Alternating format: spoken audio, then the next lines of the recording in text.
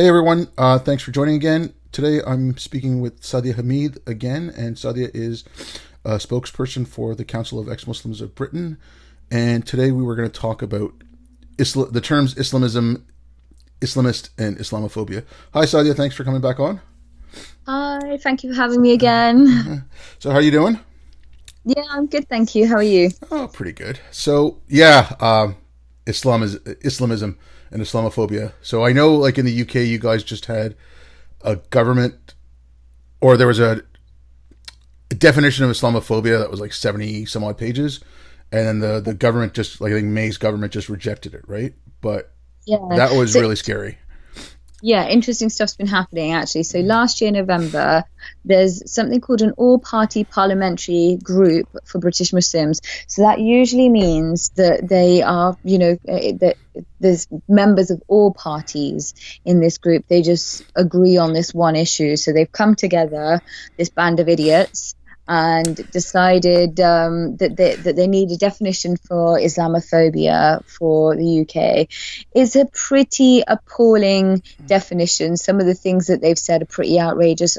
On the one hand, throughout the document, they claimed that it wasn't going to attack free speech. But on the other hand, in their conclusion, they summed up and said that if you say that Islam was spread by the sword, or that Muhammad was a paedophile, which is just fact, or that, basically if you deny certain facts about Islam, or even have discussions around certain facts about Islam, that you are going to be deemed Islamophobic.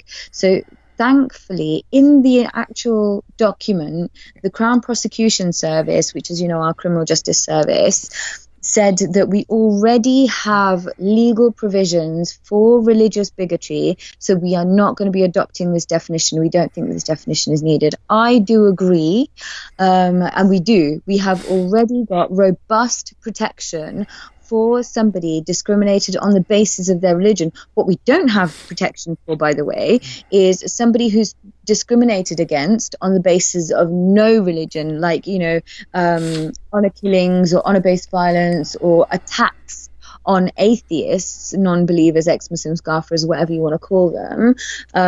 We don't have any protection for them, so never fucking mind them. We want to only protect the most extreme nut jobs within our communities. But also there's been a conversation around whether we want an anti-Muslim bigotry definition. Again, for me, on a personal level, I actually think it's going to be counterproductive, because then what you're saying is this special group needs special protection. And actually, for me, I don't think it's helpful to give special protection to anybody. If you want to create laws around equality and diversity, that's fine. If you're saying we need to protect people if they're abused on the basis of their religion and no religion, happy days, I've got no problem with that. But if you only want to protect people on the basis of their religion, and you want to give special privileges and special protections to people, well, then that starts causing problems. People start thinking, well, what about my protection? Why is it only that you're protecting certain people within our community? No, that's 100% correct. I mean, I same thing. Like, or I shouldn't. Well, at least I think it's correct. I don't want. You can say that. Okay, any issue, right? So you can say, okay, well, religious people are protected to practice their religion, and that's included in the right to the individual. But yeah, like you said, you don't have to create a new law, new set of standards. The term Islamophobia to me is just absolutely ridiculous. If you want to call the hate that someone spews at someone else, like any individual spews at a Muslim, you can call that anti-Muslim bigotry or anti-Muslim hate as a definition of what it is. But to create a new law around it, this started as well in Canada. This started as well in the United States, and Yes. it's they don't give out proper definitions. At least not in Canada, they haven't. It's still very, very vague. It's, as much as I didn't like what your government put out, at least, they went into detail and told you exactly what they were thinking. The Canadian government still hasn't told us that. Yeah, actually, it was interesting. So throughout the document, some incidents, some racially aggravated incidents were painted as Islamophobic incidents, and I think that was intentional. And it's interesting that they keep trying this. I mean, the woman that kind of has been spearheading this for the last couple of, for the last decade and a half, Sadia Warsi, this is her wet dream, as it were. Like this is something that she's been fantasizing over for so long, and it's become something material in her hand. The sad thing is, and the funny thing at the same time, so every single left-wing party in this country has adopted it unanimously without question. The only party that hasn't adopted it, or the only parties that haven't adopted it, are the right-wing parties, which is shocking to me, because then that means I've got no political representation at all. And funnily enough, the only party that I would never vote for in my entire life has come out and said that this hasn't given us any provision for Ahmadi Muslims, is a danger because it's too vague and obscure, and that it would risk our work in anti-terrorism and anti-extremism work. They're the only ones talking about it rationally. Every left-wing party is like they've got shit for brains right now. They're not thinking clearly. They're not behaving appropriately. Somebody contacted me from the centrist party, the Liberal Democrat Party, and said, the party adopted it without any discussion, without putting it to a vote, without, any just any interaction with any of its members even. And he wants to try and have that decision reversed, but he is a minority, and he's probably actually at risk for trying to even do it. But that's what I mean. Like a lot of these things, it's like the as far as I'm concerned, the new racism is the anti-racism. It goes too far, but it's they come at you like, well, if you don't sign this, you're racist. Do you want to be racist? It's like, no one wants to be racist. I mean, obviously there are certain individuals who want to be racist, but the vast majority of people on a day-to-day basis don't want to be racist. And they put it in those terms. And so if you're not someone who follows up on this, and you're not someone who reads or follows these things closely, you're going to say, no, I don't want to be racist. Of course I'm going to sign this, or I'll sign this petition, or I'll join this movement or whatever, right? Because it's ignorance, and I don't know what it is with the left wing. From what I've been seeing in the UK and in Canada and the United States, left wing used to be mostly about protecting workers, and now it's just gone to like these crazy extremes, and it's. But that doesn't exist anymore. That absolutely doesn't exist anymore. The workers' movement, nobody cares about workers. What the Conservative Party did during the last election, they started talking about. You okay? Yeah, go ahead. They started talking about working people. That was a really interesting thing that they did, and it was I think in part it was intentional. They started trying to claim that they were the people, that they were the party of the working classes. What they did was create this fracture, another fracture in the working classes. So that of the worker and the non-worker working class. So within that, so in the working classes, whether you've got a job or whether you're on welfare, both of those groups, by the end of the month, have no money left over. Your rent is paid, your bills are paid, you've bought your food, you've bought all the necessities that you have for the month, you have fuck all left over at the end of the month. What the Tory party successfully did in this country was divide those two communities and breed a contempt in the working classes against those non-working working classes. And what the Labour Party did, they hear the Conservative Party talking about workers, we're the party for working people, and they backed off, and they thought, well, they're now talking about working people, so we can't be for workers, can we? Because never mind that was our roots. What we'll do is we'll become the party of radical fundamentalist religious fuckwits. No, we're not going to represent anybody from this country that desperately needs us. And if the devastating thing is, had they stuck with their roots of being for working people, they would have created solidarity amongst all communities, because people were, coming out and doing solidarity action in the 60s, 70s, 80s, on the last time I think was in the 90s. But now, none of that. We're so damaged as a society, and this has all come from the left, actually. This turning their back on working class people and rejection of class politics has meant that we've all been screwed over royally.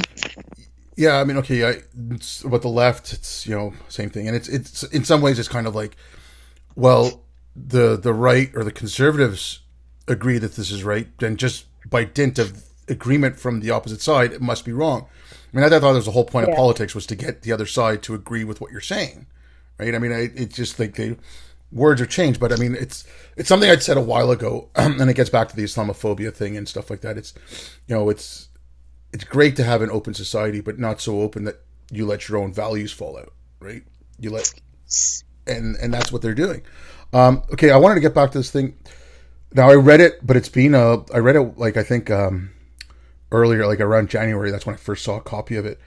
And I can't remember if they mentioned the terms Islamism or Islamist, because those are two other terms that just drive me crazy, because I just think I wish Majid had never started popularizing them. Because they're just so useless. They cause so much problems. Yeah. For me personally, I don't actually see the difference between, like, for me, the bar for fundamentalist Muslim is so damn low. If you think that women should be covered up, if you're having any conversation about a woman's position in comparison to a man's position, you go in that bracket of Muslim fundamentalist. If you have any conversation around, well, it's okay to be gay, but you can't have gay sex. So even that, not even that it's a sin to be gay, but it's okay to be gay, but you can't have gay sex. If you're dancing around those ideas, I instantly put you in the group of Muslim fundamentalist, and I don't see much of a difference between that and Islamist. Like they've kind of tried to create different categories of fundamentalist and Islamist and jihadist and all of that. And actually, most Muslim fundamentalists, they sympathize with jihadists. So I don't see the difference. Yeah, and it's true. I mean, like, okay.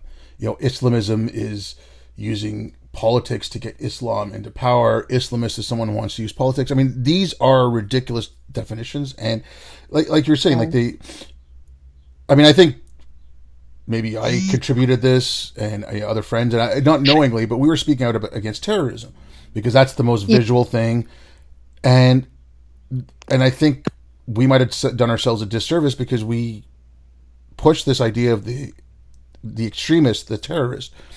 Whereas, we should have been talking more about things like, okay, the thing like treating women like second-class citizens is wrong. This is a, fundamentalist thing from religion.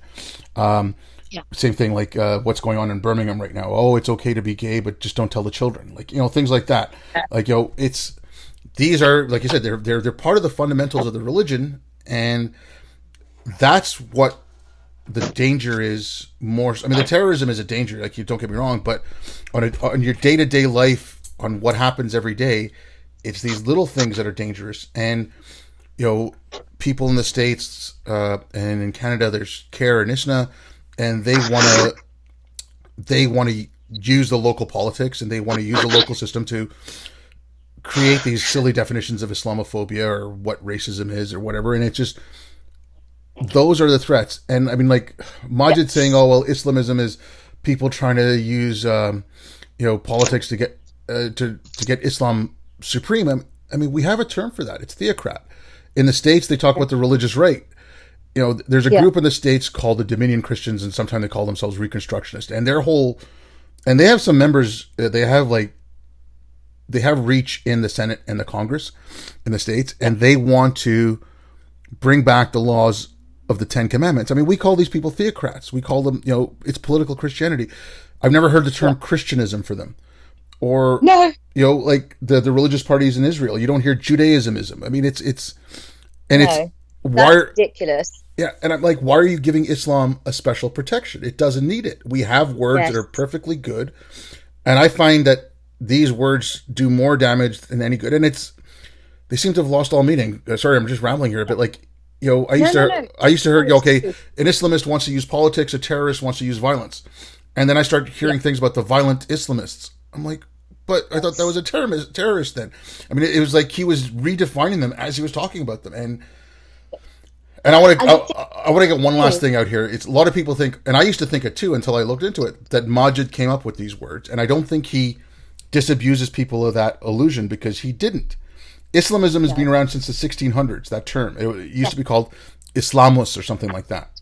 It's... Yes, it was. I've got some like books from like years and years and years ago, well before Majid's time, that exactly say, that use the term Islamism and that kind of those kind of terms. However, what I think this has done, what these new terms have done, is given let certain fundamentalists off the hook. That you have to be that extreme to be categorized as an Islamist and then be considered a threat and considered for your ideas to be considered dangerous. That even somebody who doesn't, I'm kind of trying to think about what I'm trying to say actually. That even like some of the more minor disgusting ideas aren't dangerous enough to be considered radical and dangerous, for me is a bit of a problem, because we know that there are so many normal Muslims that think that women should be covered and women's movements should be restricted and women should only be able to marry someone that their family and community approve of. Like that, to me, that feels like extremism, and I don't think it's useful to create this fracture within our communities, because then we can't address some of the minor things. These guys aren't, terrorists, but they are radicals in their own way, and that needs to be addressed. Yeah. Okay. I'll give you one quick example, then I'll let you go on. It was. I don't want to mention names or trying to get too specific, because some of the people involved are still alive, but it was through someone I knew through the family. Their daughter was marrying an American guy who was an atheist and wasn't going to convert to Islam. On the wedding day, in front of myself, my parents, and the bride's mother, this person said that not only is it my right, but my duty as a Muslim to kill both of them. And this was someone who I'd known since as a child. It was like someone very close to the family, and they taught me about critical thinking. And to hear that coming out of his mouth, yes. I mean, if you'd spoken to this person your whole life, you would have just said, okay, very moderate, very liberal, in line with Western values. And then this comes out of their mouth. And I obviously didn't act on it. My father looked at him and said, are you crazy? What are you talking about? But that is an extremist view. But you would no way, by any kind of measure of definition of Islamist or Islamism, you wouldn't have called him an Islamist. And so, like you said, he gets off scot-free. Exactly that. So the bar for these definitions and these kinds of ideas is too high. I don't think it's useful. For me, there's two categories. That's it. There's jihadis, because their actions are very, very obvious, right? Their actions of violence are very, very kind of like they're there. You can't deny that there's a slight difference. And then the other one is Muslim fundamentalists, and that's it. And that's what we have for Christianity. We have the Christian fundamentalists. Actually, we probably should just have two categories of fundamentalists and not so batshit crazy, and the liberal progressive ones that just get on with their life and they don't interfere with anybody else's life, because largely the fundamentalists, although they don't commit the jihadi crimes, they tend to be sympathetic of them. My gran used to talk about how she told me when I was very, very young that it is a Muslim's duty to fight back when their religion is under attack. I was a fucking toddler when she was telling me stuff like this. So, although she's never committed any jihadist attacks herself, she is sympathetic of that sort of thing, which for me, what is that other than incitement to violence? She's telling a child that she's going to grow up thinking that. Okay, I worked in Bosnia, then I worked in Afghanistan. I did work with the military. I was always civilian. When I was first going to Bosnia, that was my first time overseas, and a lot of my family was like, "Oh, good, you're going to go help the Muslims there. The Muslims need a lot of help in Bosnia." And I said, "Look, I'm going there to work for the military, set up communication systems." But they're like, "Oh, you're going to go help Muslims." And then my company asked me to transfer to Afghanistan, and they're like, "Oh my God, you're going to go fight Muslims." I'm like, "Why do you make it about that?" It's just like, never mind innocence and the kind of loss of humanity, but yes, no, I understand. Yes. And I mean, it's the same thing too. Like I heard when, with the whole Asia Bibi thing, and thankfully she's in Canada now. But after she got, they overturned her decision, but they were still keeping her in jail because they were trying to decide what it is. And it's like, oh, the Islamist government in Pakistan is thinking about the blasphemy laws. I'm like, no, it's an Islamic government. They're not looking at it Islamistically. There is, they're looking at it Islamically, and it's the Islamic Republic of Afghanistan. It's, the Islamic Republic of Iran and Afghanistan. They're not called the Islamist republics. So, like I said, I find the biggest thing with these terms is that they get the language wrong, and that to me anyways, it's just, people are confused now. I think people are so confused about what's what.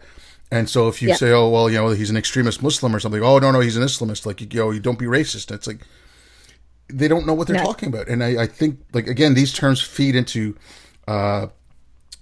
divisions. These terms feed into,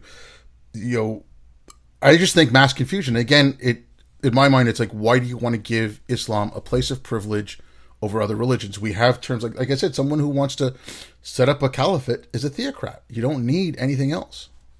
No, you don't. You're right. And it's interesting because, like you said, we don't actually have this term for Christianity. The Crusades, we didn't say that this was Christianism or, I don't know what the Christian version of Islamist would be, or Islamism would be, or even jihadi would be. We just said it was Christian fundamentalism. So let's just stick with the one term and divide that on the basis of who's batshit crazy and who's not batshit crazy, and who's willing to have some conversations and who's not willing to have any conversations, just to make our lives easier, because then that way there's no shirking of responsibility, because that's what's happening right now. And also, even in the definition of Islamophobia, they were saying something that is happening right now. So in Britain, we do actually have some very, very worrying people in politics who I guess I would have described as Islamists or Muslim fundamentalists. For example, the mayor of London, Sadiq Khan, he gets into power and uses the ideals of women's rights to say, I'm no longer going to have like sexy women adverts on the tubes and in like public, displayed around London, because it's an abuse of women's rights. He uses that to impose his religious ideals on everybody. He doesn't give a shit about women's rights. What he cares about is Islam. And he's made this his baby. His baby was hate crime, which is just as ridiculous as the Islamophobia definition and the Islamophobia lobby. So basically, they're now saying it's going to be it could potentially be an offence if this Islamophobia definition could be taken up by the criminal justice system, which I thankfully think it won't be, unless every single party adopted it and then debated it in Parliament. It actually can't become a criminal offence yet, but they're trying, and they will carry on trying, because this has been going on for years now. For it to have got this far is concerning enough, but I don't think that they're successfully going to be able to impose that as a definition and get, criminal. Not yet. We're not quite there yet. And there's a lot of kickback. A lot of our groups are kicking back and such. But they also said within the definition that we wouldn't be able to say that Muslims are getting into politics to affect political decisions and, laws, etc. Basically, they've said that we're not allowed to say what they're already doing. I I mean, like I said, these things are coming out in a lot of places. They tried them in the States. It didn't get. I don't think it got passed. I'd have to look back and check, but they wanted to do the same thing. Like if someone is, oh, you can't use the words Islamic terrorism, or Yeah, and things like that. I mean, again, in the States, it's a different beast than the UK or Canada. Um, you know, I have no love of Ilan Omar or Rashida Tlaib. Rashida's a Palestinian, Ilan's Sudanese, and I yeah, find them to be, they're pushing the same kind of agenda. They want to create rules to give Islam some sort of special protections, and but they couch it in, anti-hate. There was a thing with Ilan Omar. She said something. She said something pretty stupid. Now, whether or not she was saying it because she is anti-Semitic, I mean, I lean on the side that she is, but whatever. I don't know her well enough. But then she comes, and then so the Democratic Party was saying, okay, they're going to come up with a internal thing to say, okay, we don't want to have anti-Semitism, and then she wormed her way into it, and so did Rashida Tlaib, to just, we want to stamp out all hate. I mean, this happened within a day. It went from just being something opposed to anti-Semitism, and then they included Islamophobia in there, and it's just, these are just Islamophobic attacks against these two because people don't like Muslims. So you've given them a protection, you've given them a shield. Anything they yeah. say that you disagree with, no, you're just being a bigot, right? And Yeah. let's stop giving bigots shields. Yes, exactly. And we do that all the time. We've got that here as well. But I do have to say, I think we need to be honest about anti-Semitism in Islam. Like, I remember the things that I was taught growing up, and we all have to start being honest about this. We know our communities are very, very racist. The Pakistani community is very racist for certain. But we also know that they are anti-Semitic. We know the things that they used to say in our household. We know, if you look at verse, I think it's verse 6 or 7 in Surah Nisa, which is the first surah in the Quran. It talks about the othering of Jews and Christians in the very first chapter, on the very first page of the Quran. It others people of the other books. So although they claim that they care about people of the book, they don't. They really don't. And they're quite happy to discriminate against them. And they will lie to your face when you ask them about stuff like this. They'll say, no, we're not anti-Semitic. We're not, we don't hate all Jews. But then their actions are the things that we judge them on. So in the Labour Party here, we've got someone called Naz Shah, who is a classic example of an anti-Semite and a racist and a bigot. But we're quite happy to allow her bigotry because it's coming from a Muslim fundamentalist. But when that same hate comes from somebody who's not Muslim, then they act on it much, much quicker. So we had, I can't remember the guy's name, but he was sacked from the Labour Party. I'm sure everybody will remember. It's on the tip of my tongue, but there was somebody else who'd done who'd said some anti-Semitic things, and he was sacked immediately. And then Naz Shah says something much, much worse about how we should, all Jews should pretty much fuck off back to Israel, and no action, because we're in this business of treating radical Muslim fundamentalists as some kind of victims, which they are far from. Yeah, I mean, okay, I'll give you an example of that, the anti-Semitism thing. I worked in Afghanistan for close to 7 years. I was there when all the riots started about the Danish cartoons, and I was one of the most scared I ever was there, because, I mean, the people were coming up to the gates, but Gosh. About a year or so afterwards, there was another conflict between Israel and Hamas, and there's rockets flying back and forth. And then again, the mullahs got people riled up, and they started walking the streets. They didn't charge any of the bases like they did with the Danish cartoons, but there was more people on the streets complaining about that. These people have never seen a Jew in their life. They don't know what a Jew No. is. They just know that they hate the Jews, or they've been told to hate the Jews. My grandfather in India, I remember him saying if something went wrong, it's like, Yodia. And it's like, the Jews. And it's like, and I'm like, have you seen one? Have you met a Jew? I mean, I was too young to ask him that, but he'd never met a Jew in his life.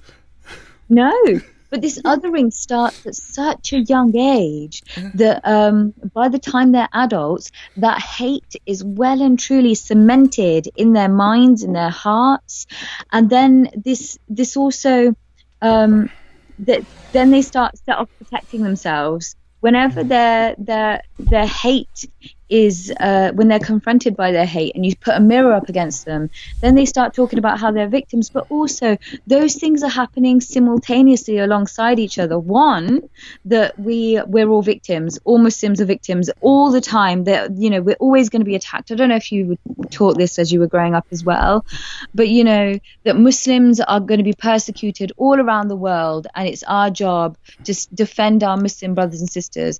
That's one thing you're taught all your life. And the other thing is that anybody who isn't a Muslim is almost like the enemy, and you're going to be fighting them for the rest of your life.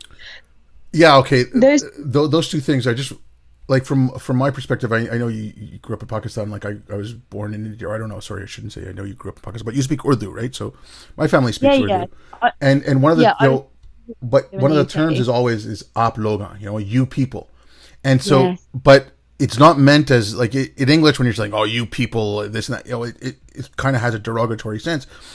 But in Urdu, it doesn't. I don't know if that plays into it. But I mean, it was the same thing growing up. My parents are like, "Oh, you don't need that many friends." Obviously didn't have Muslim friends because we didn't grow up in a Muslim neighborhood. But I think they tried to limit the amount of friends we had to limit the bad influence. I mean, they didn't limit in the sense, oh, you can't go out, but they were always kind of like, oh, you don't need that many friends, like just keep it small. And then I had one friend growing up, Gujarati, who was also Muslim, and my parents really liked it when we hung out with him because he's Muslim. But it's these little things that it might not be taught to you. Sit down and here I'll teach you something, but it's attitudes and things that you pick up growing up. I mean, luckily my dad was not like that. I remember at his funeral there was over a couple hundred people, and a lot of them were Jewish. My dad was always inclusive, and he, even when he was in India, he had friends from all over. He never said, okay, I'm only going to have Muslim, and he thought that was a stupid way of living. But like I said, it's still there. There's still little things that come out, and my dad read a lot of stuff about Israel and things. But then we would, there was a movie that was coming on, and he's like, "Oh, it's just Jewish propaganda." Yeah. It's interesting, but then I guess it's hard because that's being ingrained in us. All around us, we've got this idea of you can't be friends with the other. That other person is never going to be your friend. They're never going to be loyal to you.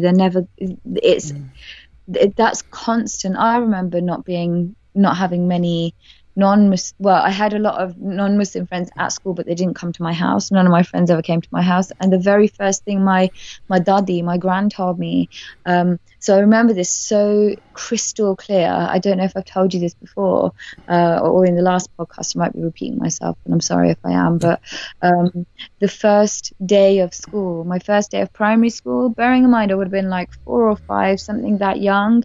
My dadi was finishing like Fajr namaz. It was the first namaz of the day, and I went and sat next to her because I used to adore my dadi. And she finished reading namaz, did her dua, and then she turned to me and she was stroking my face as she was saying it. She was like, don't make any friends that aren't don't make any white friends because they will lead you astray from your religion. Of course, I went against it because most of my friends, if not all, were white and English. But the thing is, these sort of things sometimes they're not done in a horrible way. For my dadi to sit there stroking my face saying that because she's genuinely concerned that somebody is going to take me away from my religion, that was such a defining moment for me. I remember that so crystal clear today even. So that's how that sort of stuff is fed down to children and young people. So of course, in their adult life, they're going to remember stuff like that. That's gonna be in their core. Okay, I want to ask you about that because my cousins, my family moved to from India to Montreal in end of '75. So the following year, so maybe about 6 months later, uh, my aunt and uncle and my cousins from Karachi moved to Canada, and they stayed with us for a little bit. Then they went off to the west coast of Canada, and finally ended up in the States. So my cousins, a couple of years older than me. One was the same age as I was. The other two, all three girls, and the other two were a few years older than I was. But for all intents and purposes, they grew up in North America. But now, two of them who have kids don't want their children to hang out with non-Muslims. Now, one of them, the younger of the two has kids, she married an American who converted to Islam, so she's a little bit more open about it because obviously her in-laws are not Muslim. Yeah. But the other one, it's like especially when they were younger, it was easier for her to control them. It's scary to think that my cousin has kids in university. It makes me feel old. Yeah, but now I think they're they're a little bit more liberated, and they have. But as they were growing up, these cousins of mine who grew up in North America, grew up in areas that didn't have a lot of Muslims. Especially in the '70s in North America, there wasn't ghettoized communities, and they're now telling their kids not to have non-Muslim friends, and it's just like, why do you want to?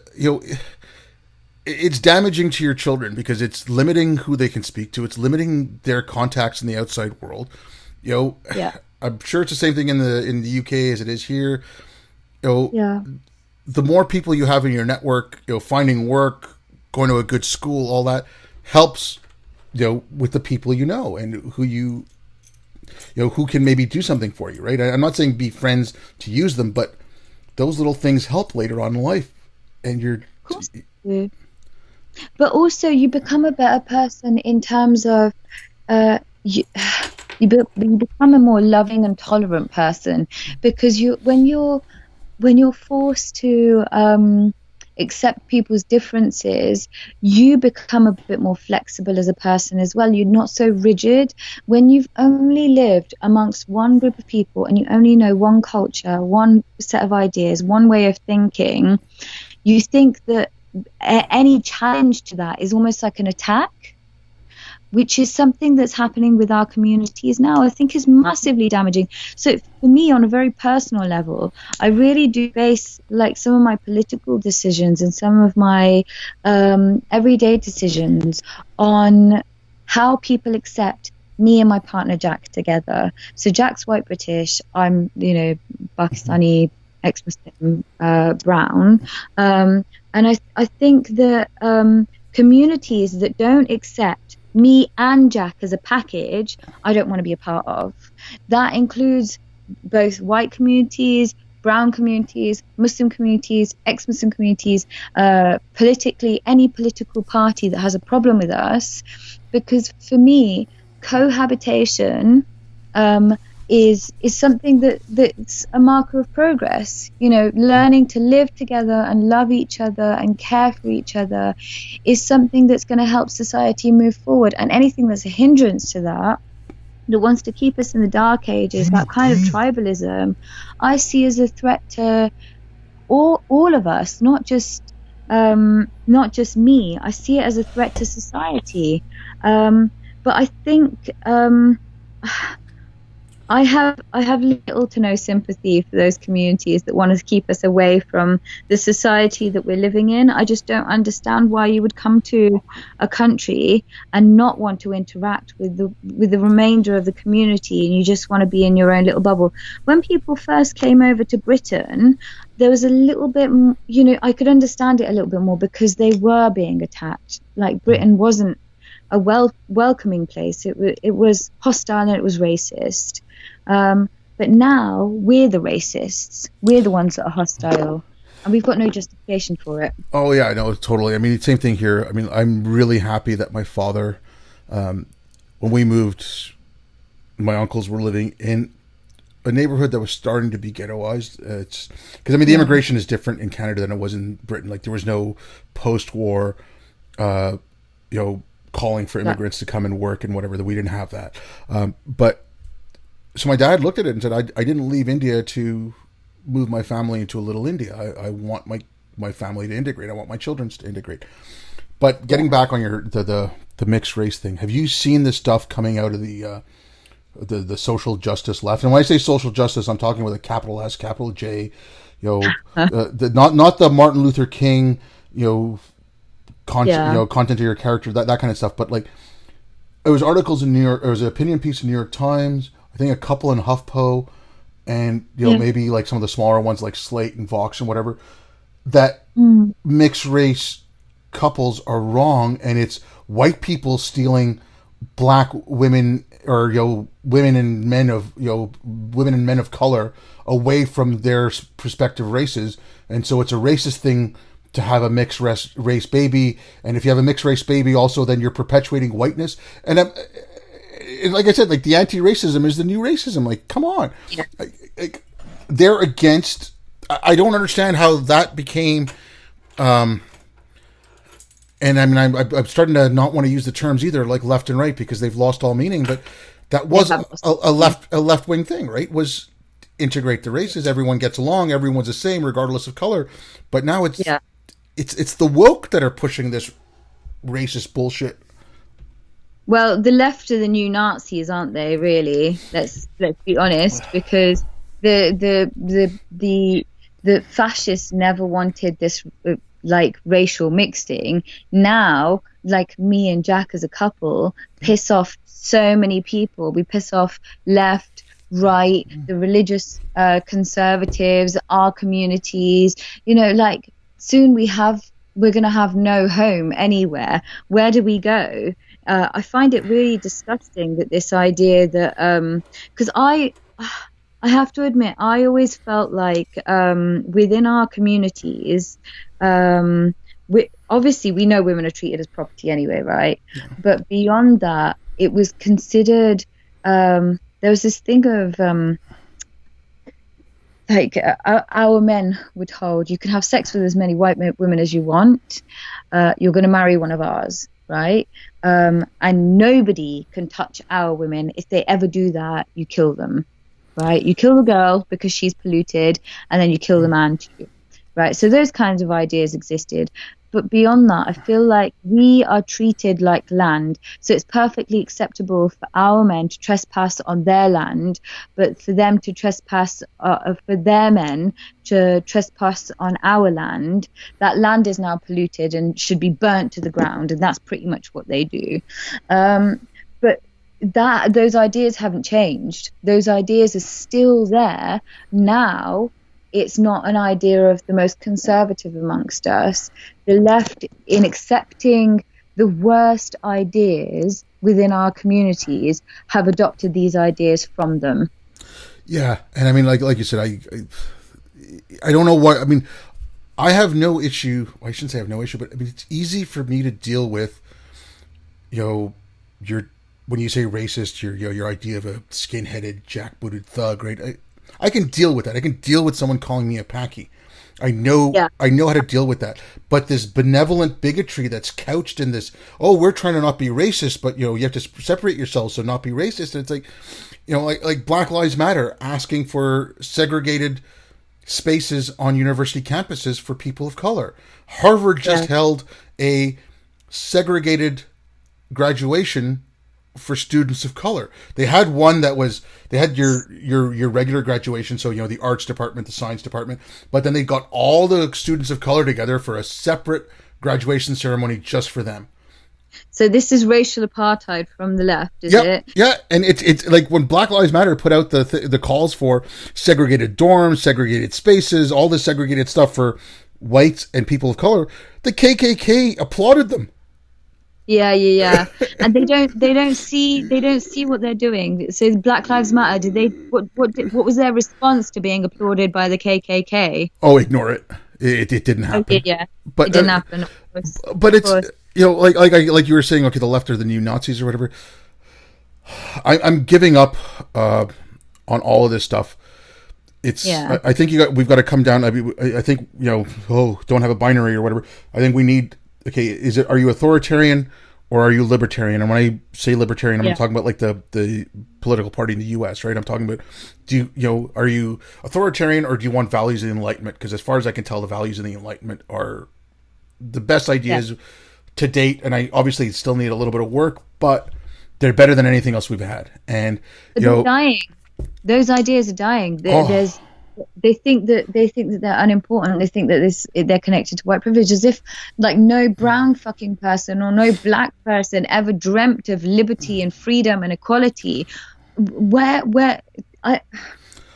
know it's like, okay, they talk about Western values, and I understand, and I don't really have an issue with the term because they were nurtured in the West and they were allowed to grow for the longest amount of time in the West.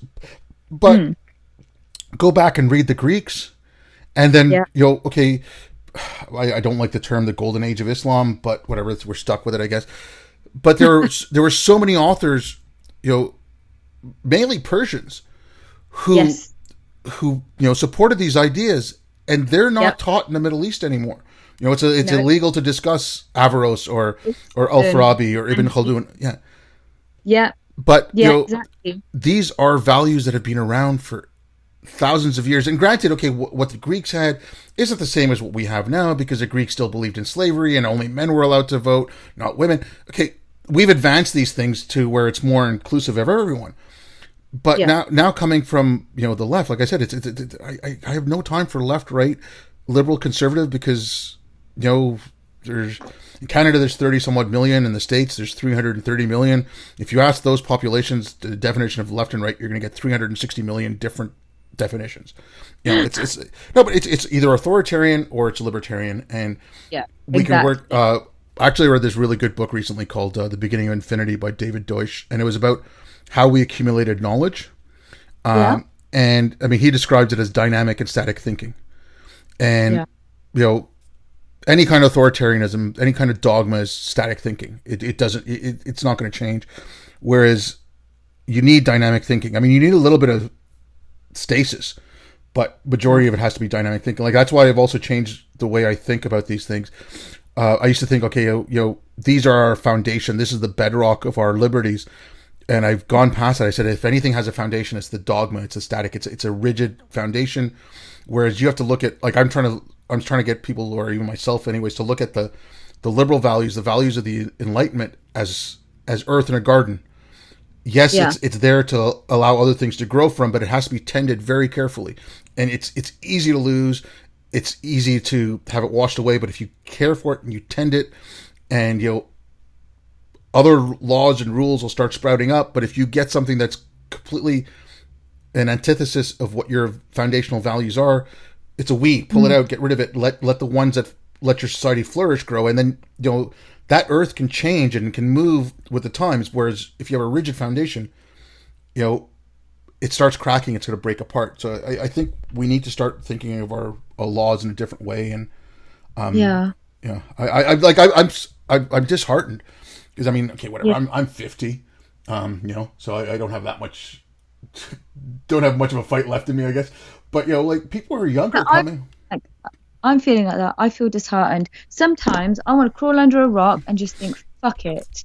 I can't be bothered anymore. I genuinely thought that the life was going to get better. Like Ricky Gervais said something wonderful. He said he's lived through the best of humanity. The last 50 years have just been amazing until 65 till 2015 was wonderful. And now it's started to go back a bit. And I was like, yeah, it fucking has. I'm so fed up of this unthinking. I've got no political representation. Like, we actually have an election on for our European MEPs on the 23rd, so this coming Thursday. I'm literally going to walk down there and write, they are all cunts, on my ballot paper, because there is nobody who represents me. And I'm so exhausted because there's no left, there's no right. They're all this disgusting mishmash of exactly the same, unthinking, immoral, selfish, like, they're all thinking about their own political careers. There's no not one person is doing any proper analysis like they used to back in the day.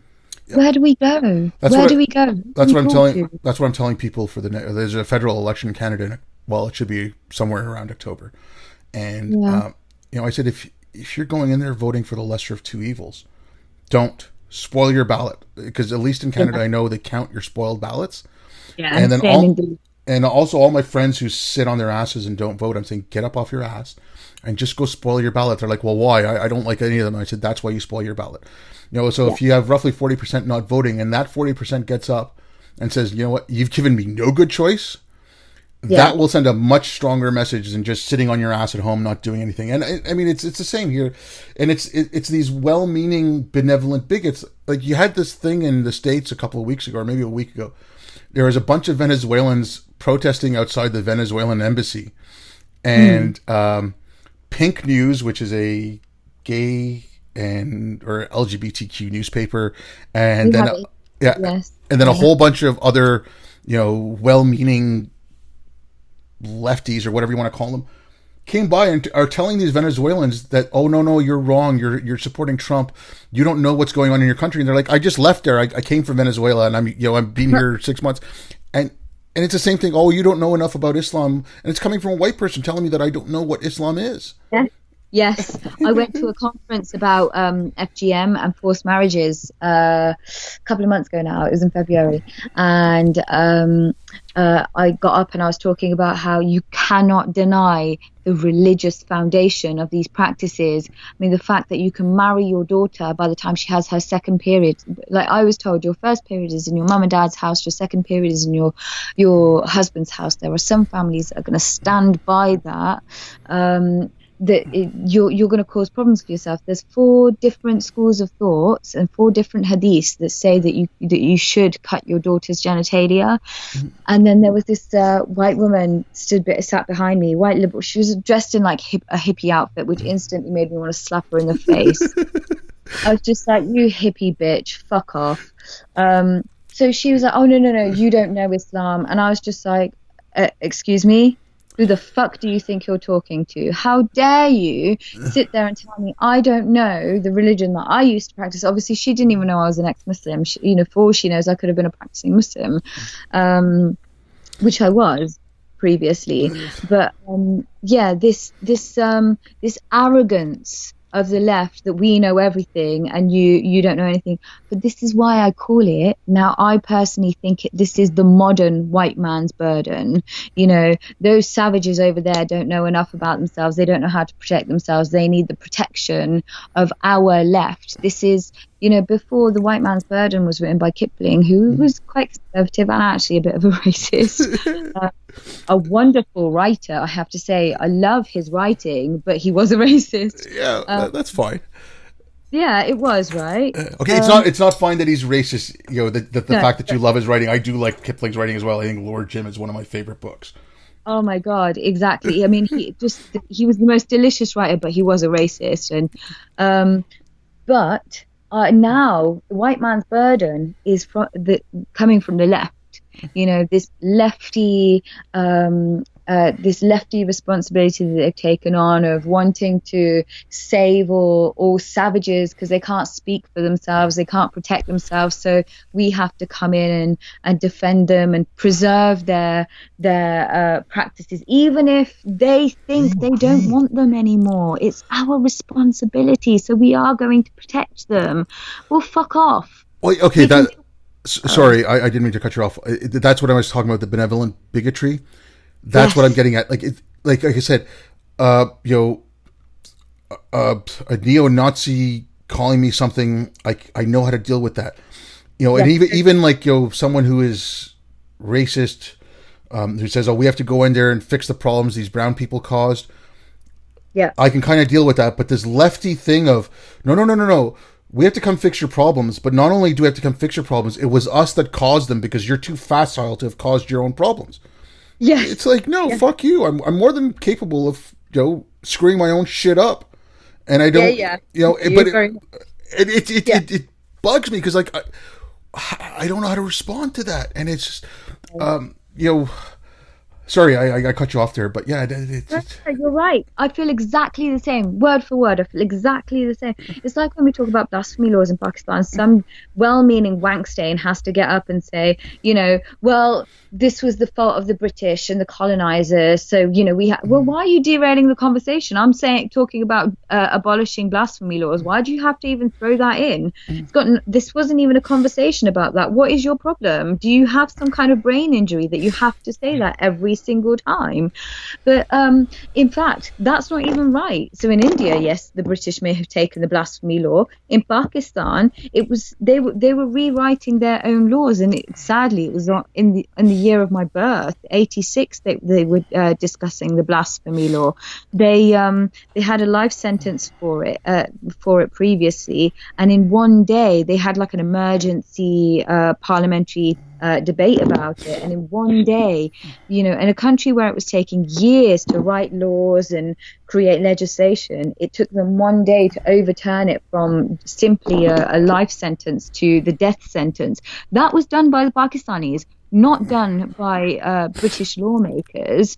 So there's some things that these well-meaning lefty idiots don't even know. They don't think about it. They don't care about it. They're just so desperate to throw this in. And this also happens. There's a fantastic academic. She's a working class academic. And normally her issue is class issues. And she was talking about the grooming gangs.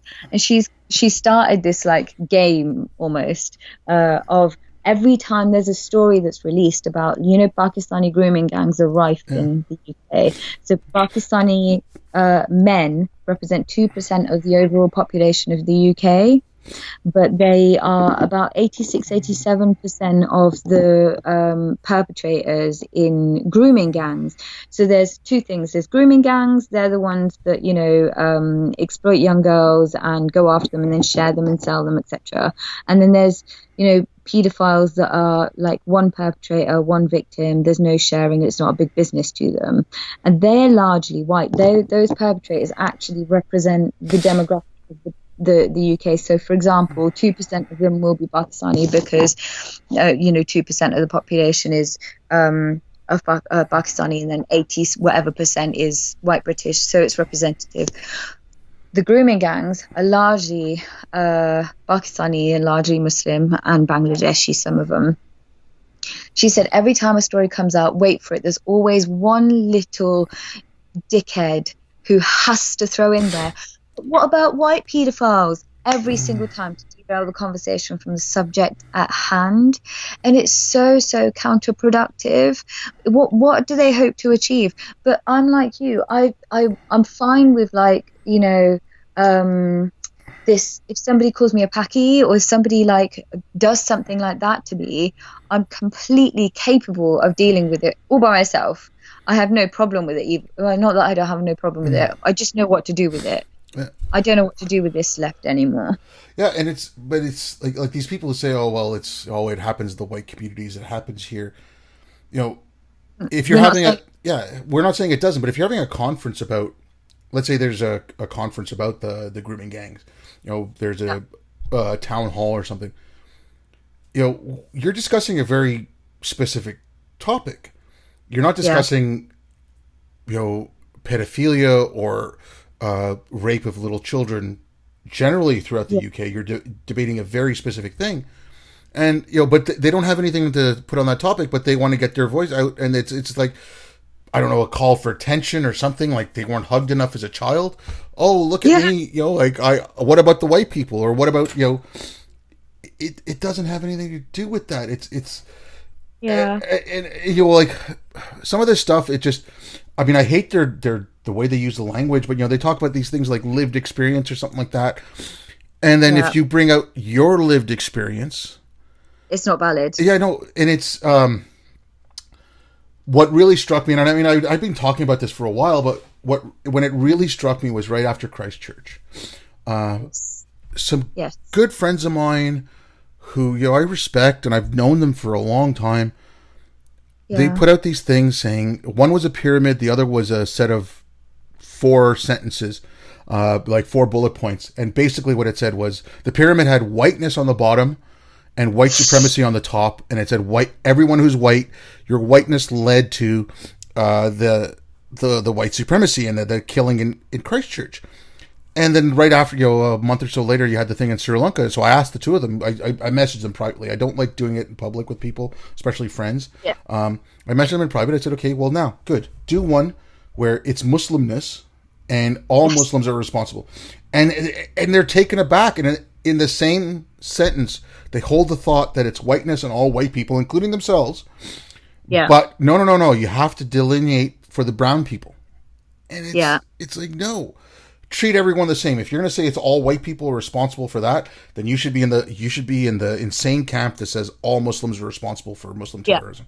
Exactly. And all communities, it's a fact. This is no revelation. Every community has its arseholes and it has its good people. Even our ex-Muslim community, I'm sure you know. Oh, yeah.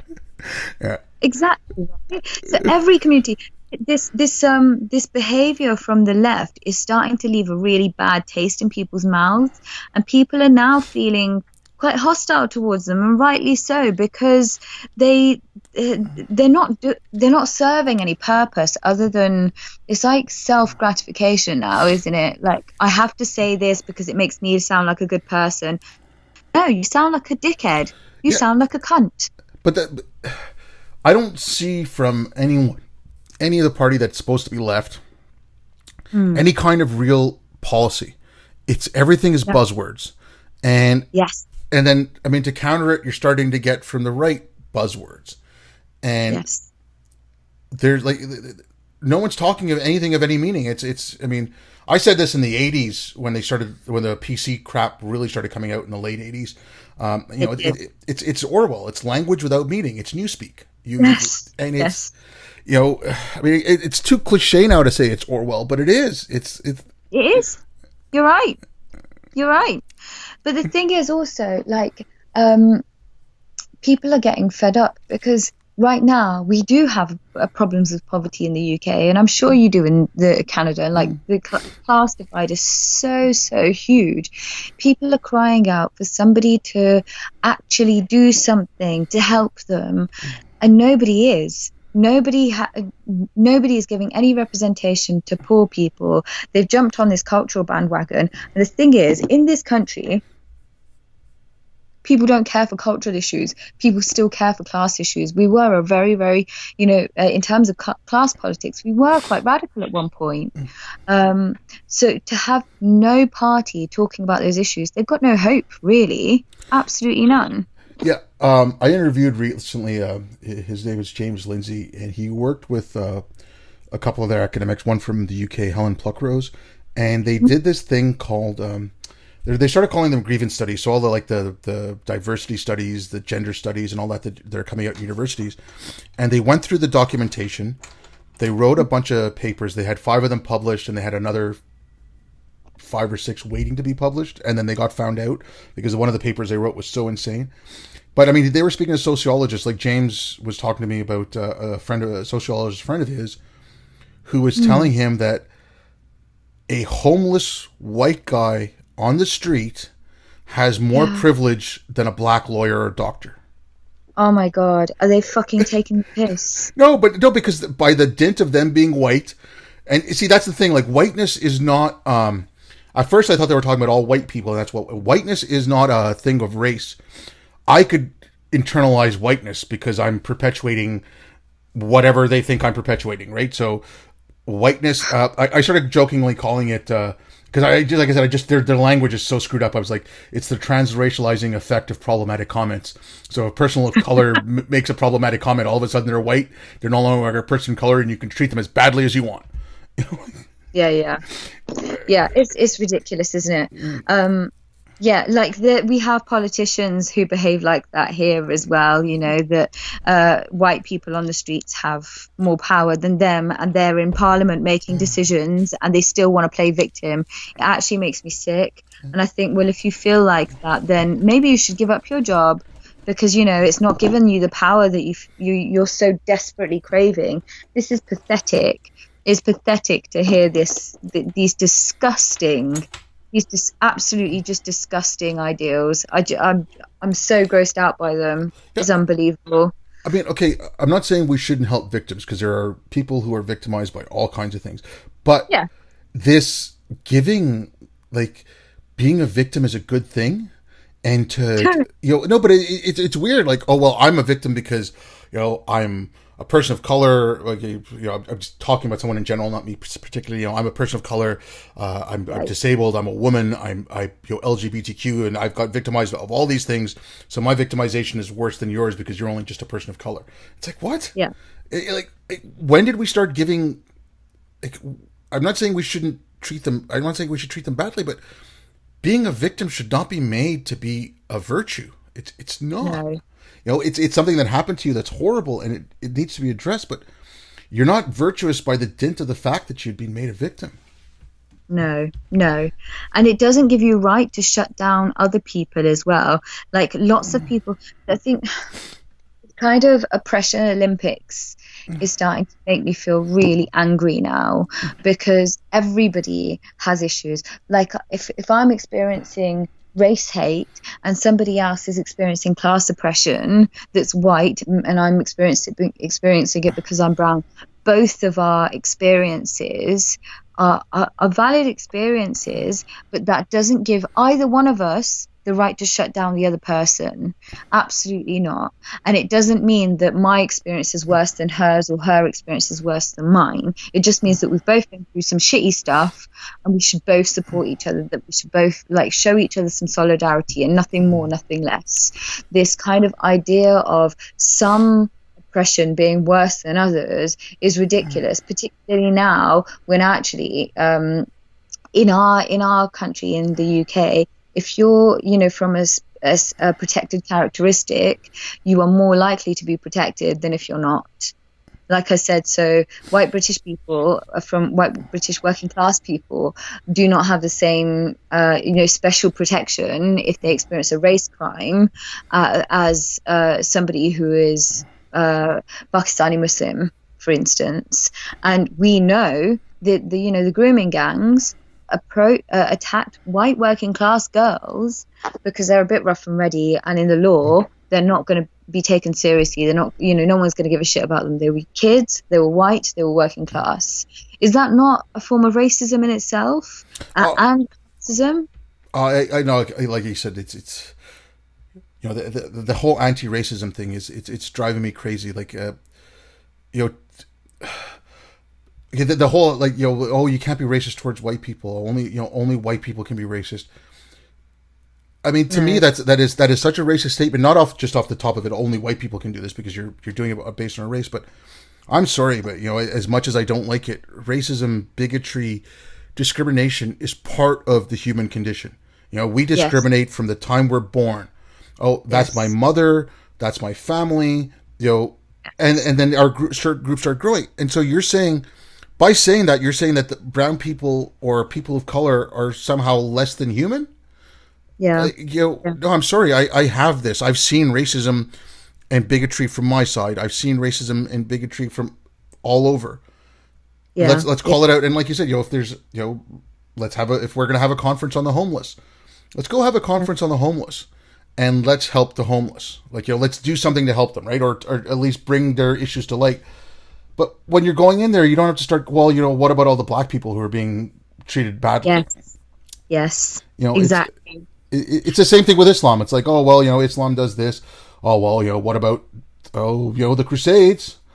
Yeah, exactly. And it's like, the thing is, these caveats that we're having to add, that we mean all religion, or we mean all, all misogynists and stuff like that. I find it offensive that people think that that we have to keep adding these caveats. When we're talking about radical fundamentalist Muslims, the fact that I even have to say I don't mean all Muslims, to me pisses me off. The fact that when I'm talking about pedophiles, I have to say, but I do know there's white pedophiles, it pisses me off that I have to add these caveats. Why are people that, is the general population that fucking stupid now that we have to add these caveats because they don't understand, because they think that we're being bigots, because they think we're being discriminatory? It's ridiculous, isn't it, that these conversations are even being had now? I don't understand it anymore. I don't understand how people have become that stupid. yeah, okay, but and getting back to the pedophile thing, like, okay, I don't want to hammer this down, but yeah, like you said, oh, we're going to discuss the problems of pedophilia. It's Yeah. like, okay, children are being raped.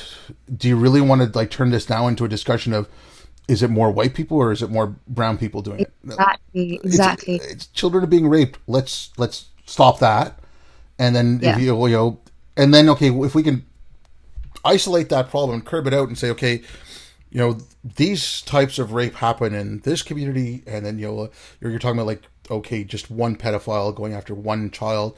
That happens more with white people, and the grooming gangs happens more with the Pakistanis, and then this type happens more with whatever, right?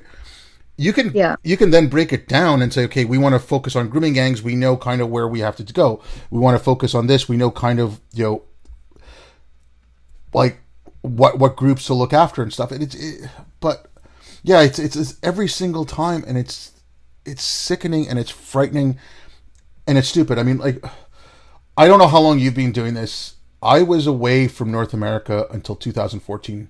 I left Afghanistan in December of 2013. Then before coming back, I wanted to take a little bit of a break because I'd been in war zones, disaster areas for close to 13 years.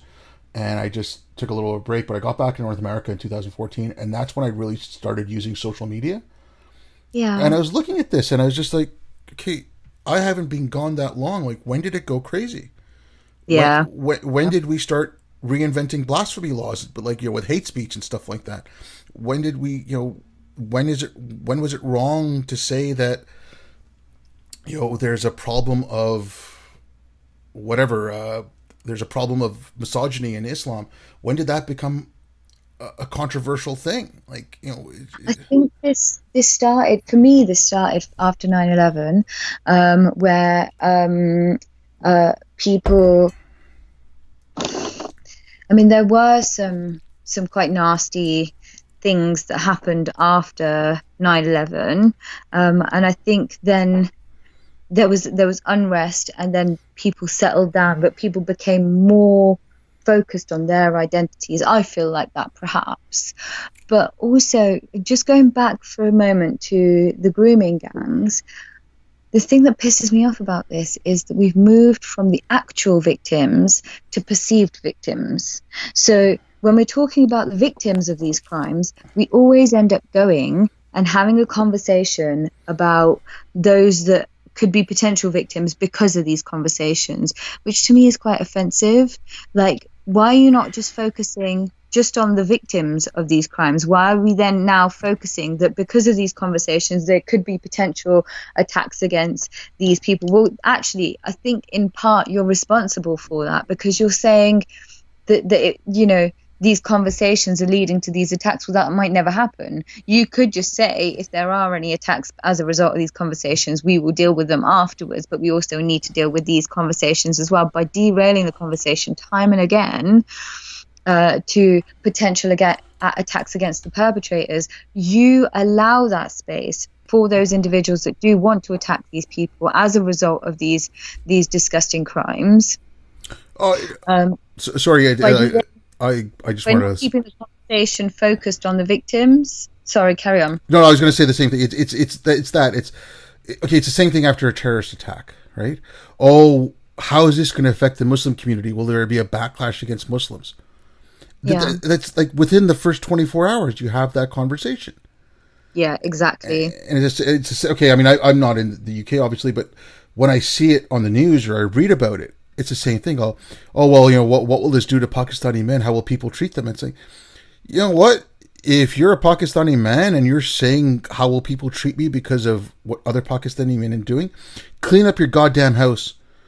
Yeah, exactly. And you're showing a clear lack of consideration for the victims at that time, which then makes you an open fucking target, because you're showing that you don't give a shit what your fellow men are doing to the people that you're living with, the people that you should care about, your neighbors, the people around you. You live with these people. You should care for them. You don't. All you care about is yourself and repercussions on yourself because what your fellow people are doing. If you came out in solidarity with those victims after every single attack and said, every time a story was released, that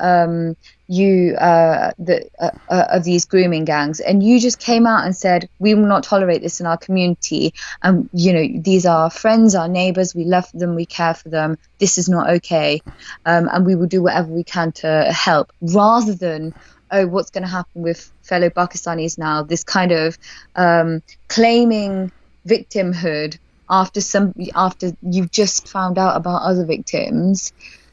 You kind of put yourself an open target. Yeah, and then there's the white knighting from the the social justice left, who do the same thing. Oh, well, think about the victims in the Pakistani communities and this and that. It's like I started, like, again, like I said, I'm just co-opting their language, and I just started calling it victimhood appropriation. Like you bitch about me appropriating someone's culture, well, I'm going to bitch about you appropriating someone else's victimhood. Yes, exactly. And it's starting to get a bit boring and a bit mundane now. Like, if you're not willing to help these people that are being affected by your community, well, why do you expect us to give a shit about how you feel then? You don't give a shit about how these victims feel, the shit that they're going through, the suffering that they're going through, and their families are going through. I'm kind of exhausted by it now. Yeah, I know. I mean, I don't know how, talking about this, and if you're one of these young girls, who was raped, like, people are talking about you as a pawn in some, and I, like, I'm not trying to do that. I'm just trying to, but,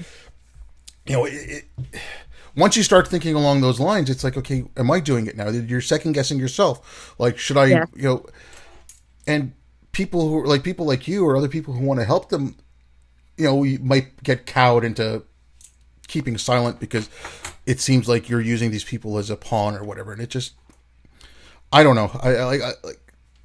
We're letting down the most helpless. It's the far right in this country have used them as a pawn, because the British National Party were the party that were, taking up this issue for a long time.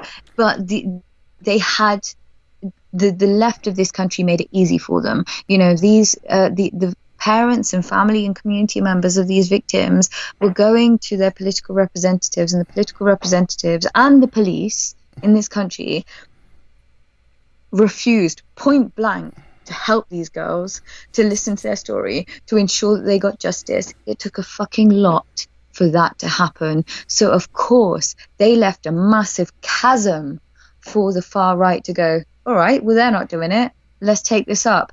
And then they managed to bring in lots of people. And I'm sorry, if the modern left are willing to have a conversation about Muslims being radicalized by Western foreign policy and, wars on their fellow brothers and sisters over there, and they think that that's an acceptable justification for terrorism and jihad and Islamism or whatever fucking other language that they want to use, then they have to have the same conversation about the victims of the grooming gangs in this country, and then their families, their communities, and sometimes even them being radicalized by the far right. That's exactly the same conversation from the other side. And if they're not willing to have that conversation, then they should shut the fuck up, because they're betraying everybody in those situations on both sides. The conversation that one needs to have is about both issues from a left-wing perspective and give them representation on both sides.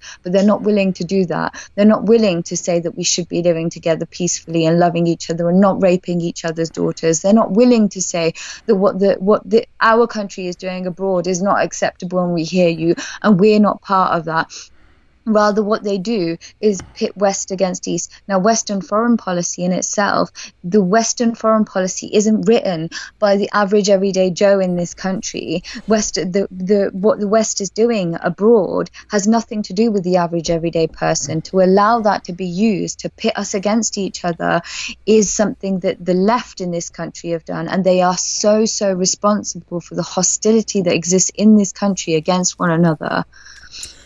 Yeah, okay. The thing with the, you were talking about the foreign policy. How are the grooming gangs using, how you can use how the right uses the grooming gangs to radicalize people? I try to speak to some of my friends along those lines, because a lot of it they just don't understand, and they come to me as an expert, and you know, it's a pity for them because a poor expert. But I explained to them like, okay, look at the rate.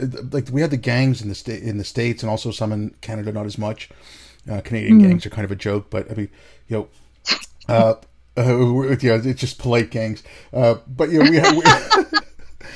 Oh, sir, do you mind if I rob your purse? Exactly, but but you had the gangs and the Crips and the Bloods, and then you had the white supremacists. They were going to high schools and they were finding out the loner kids, the kids who were by themselves, who were vulnerable, and those are the ones they were recruiting. And I'm like, okay, if by creating this kind of thing, by doing these segregations, you're creating loners in mosques, you're kidding kids who are going to mosques who might not want to go there, might not fit in. But by creating this mentality of it's us against them, it's going into the outside world. So they're ripe to be plucked because they're, you know, except for in their community, they're not finding any kind of acceptance because you've pushed this. You've told them that they're not accepted over and over and over again. And this is coming from the people who are supposed to be fighting racism, right? And so you're leaving them open to be radicalized and to, go off and fight for ISIS because that'll give you a purpose. You know? Yeah, exactly. That's it. We haven't created a very tolerant and inclusive society. Although they claim that we have, they've never done that, you know. And that's what our starting point needs to be now. All right, fair enough. We failed up until now, but why not say, okay, let's wipe the slate clean and start trying to do that right now? But the trouble is, a lot of the left, they're so determined to say that they were right all along, not admit their mistakes, that I don't think we're going to move forward from where we are now. I think we probably do need to find that rock to hide under, Obed, unfortunately, because I think we're fucked officially now. But I mean, okay, the whole thing was like, okay, well, the left is always looking for problems. Again, when I was speaking to James Lindsay there, we were talking about it. And then one of the schools here was Evergreen. It was in Washington State, so on the west coast of the United States, and they had it was a big scandal that happened in 2017. Now their enrollment has dropped, everything's dropped. So if the university fails, it's proof to them that it's the patriarchy and whiteness that has caused it to fail. And if the enrollment actually picks up and the university does well, see, our solutions work. So you're damned if you do and you're damned if you don't. Like, you know, like if you admit your whiteness, you're guilty. If you don't admit your whiteness, you're hiding it, so you're still guilty. You know, if you're accused of being a racist and you argue against it, that's proof of your racism. It's like, what is this nonsense? Honestly, all these things we're talking about, I really hate. But I think the thing I hate the most about this is the language. Like, they're making me like I love reading.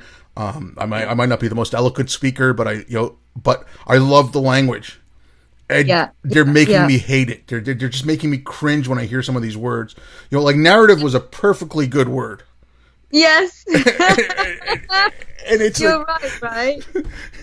Oh my God, there's so many words that I hate now because it's modern stupid left. Like problematic and narrative's another one. Just like there's so many words that I absolutely hate. Intersectional.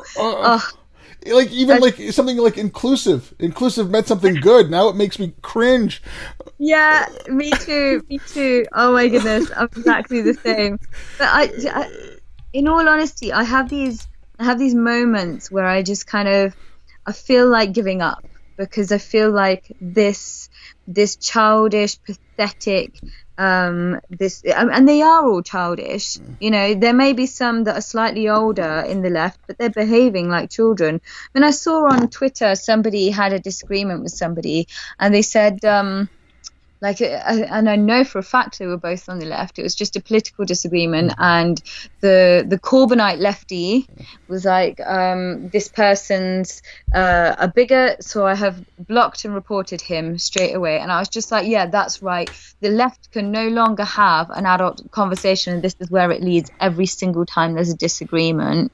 And sometimes I feel like, I can fight this, and then other times, and more often than not, sadly now, I'm feeling so exhausted by it that I don't feel like I can do it anymore. And I feel like any time now I'm ready to just give up this fight and go and hide under a rock somewhere, find like a cottage somewhere where there's no Wi-Fi signal and no phone signal, and just give the fuck up. Yeah, okay. I mean, I get where you're coming from, because I see it too in people's Twitter handles and like people's, like their descriptions of what, blocked by so and so. It's like, really? Is that what you're proud of, that you got blocked by? I don't know. Just pick any person at random. Like, no, but I see where you're coming from with the fighting thing, and that's why I think I changed my tactic in middle of 2017 or so, and it was because of, I don't want to fight against Islam. I don't want to fight against the racism of the left. I don't want to fight. I'm like, these are my values, and this is what I when I try to describe what I believe are my foundational principles, and I'm going to defend those. So if there's anything that comes to attack those, I will defend my values. I find that a much better way of going about it. I mean, I understand that you have to go out and you have to speak out against certain things, and what you do with the Council of Ex-Muslims of Britain. It's you have certain issues that you want to speak out about, and I am not taking away from it. But on a personal level, I just say no. You know what? I'm not going to waste my time fighting these fights, because there's far too many of them. I'm going to spend my time defending my values, and I will defend them against all comers. And and that's true. Like I completely understand that. I think on this fight for the left, I feel desperate for it though. And like I said, I kind of flip between wanting to fight and then not wanting to fight and just giving up completely. But I feel like if we don't fight for this one thing, then all is lost, because none of us have representation. The thing is, some of us on the left will never vote for the right. Some people on the left, they hear people on the far right saying what they want to hear, and they think, well, that they're the option then. And that's something that I don't want to see in this country. So I guess that's one fight that I don't quite feel ready to give up on entirely. Although ask me tomorrow and I probably will be like, it kind of changes on an hourly basis sometimes. Yeah, and then I mean, unfortunately, like, okay, let's say someone like you ran for office, and you're bringing these things up.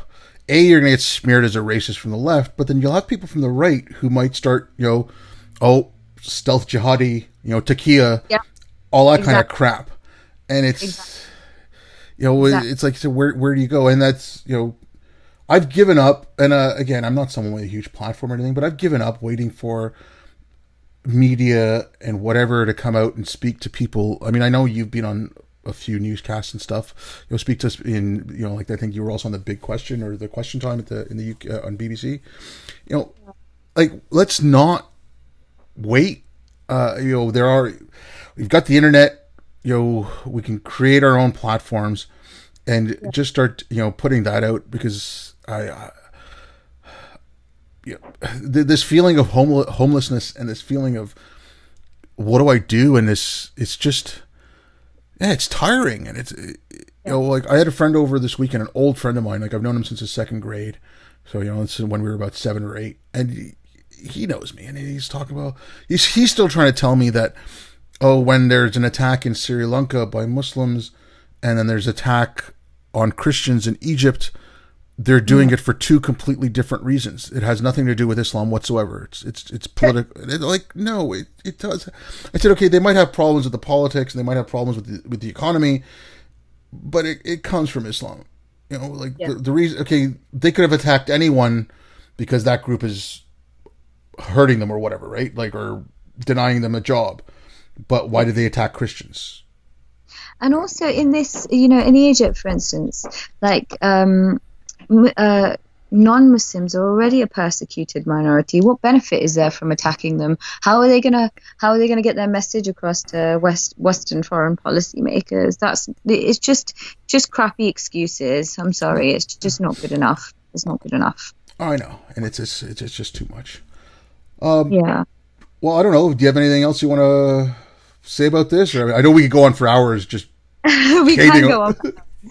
But if you have something else you want to talk about, like along these lines, or if you want anything you got coming up, or No, so we have like a couple of events coming up as the EMB. We have our fast defying picnic on the 1st of June. Is that on the first? Yeah, that's on the 1st of June. And then we have oh no, that might have been on the 17th of June. Hang on, I need to actually. No, that's definitely the 1st of June. That was really bad. And then we've got a few events in July, and we are currently fundraising as well for our LGBT events in July. So if anybody can donate, that would be really, really useful for us. It will really help us with our work. But other than that, I don't think so. And thank you for a lovely conversation, as always. oh, thank you. It was a lot of fun. All right, thanks again, Sadia, for coming on, and thank you everyone for listening. And I'll be back.